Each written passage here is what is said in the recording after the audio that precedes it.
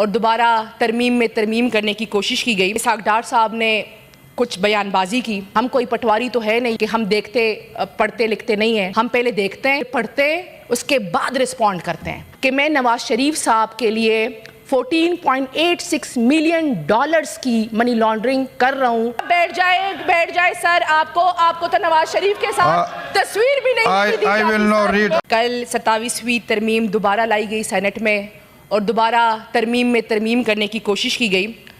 اس time sir Ishaq Dar صاحب نے کچھ بیان بازی کی۔ انہوں نے کہا جی یہاں کاغذ پھاڑے جاتے ہیں اور اس کاغذوں میں دیکھا نہیں جاتا کہ اللہ کا نام ہو، سیف اللہ، محمد ایسے نام ہو تو آپ کاغذ پھاڑ رہے۔ تو سر میں بتانا چاہتی ہوں، یہاں رانا ثناء اللہ صاحب بیٹھے ہیں، میری طرف سے انہیں میرا پیغام شاید ان تک پہنچ جائے کہ ایسی بیان بازی کرنے کی ضرورت نہیں ہے سر۔ ہم کوئی پٹواری تو ہے نہیں کہ ہم دیکھتے پڑھتے لکھتے نہیں ہیں، ہم پہلے دیکھتے ہیں، پھر پڑھتے اس کے بعد رسپونڈ کرتے ہیں۔ ہمارے پاس شعور بھی ہے اور ہمیں پتہ ہے کہ اس وقت اس ملک کے 25 کروڑ عوام کے مینڈیٹ کے ساتھ کیا ہو رہا ہے۔ انہوں نے بات کی کہ جی انہوں نے کل فلور کراسنگ کو فروغ دیا اور کہا کہ جنہوں نے فلور کراسنگ کی ہے اس ایوان بالا میں ان کے ضمیر زندہ ہے۔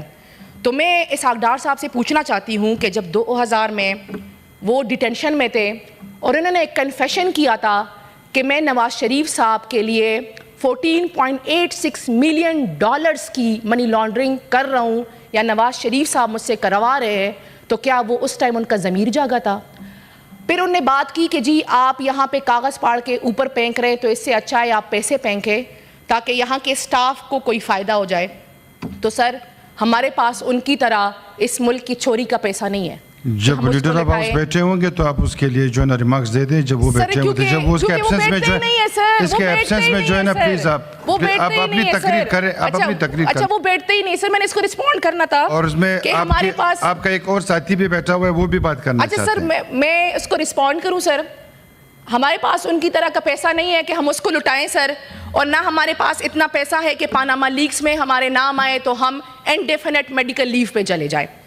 پھر یہاں دوسری میری پارٹی کے حوالے سے بات ہوئی ہے سر، کل ہمیں موقع نہیں دیا گیا، میں اس کو رسپونڈ کروں گی، یہ میرا فرض بھی ہے اور یہ میرا حق بھی ہے۔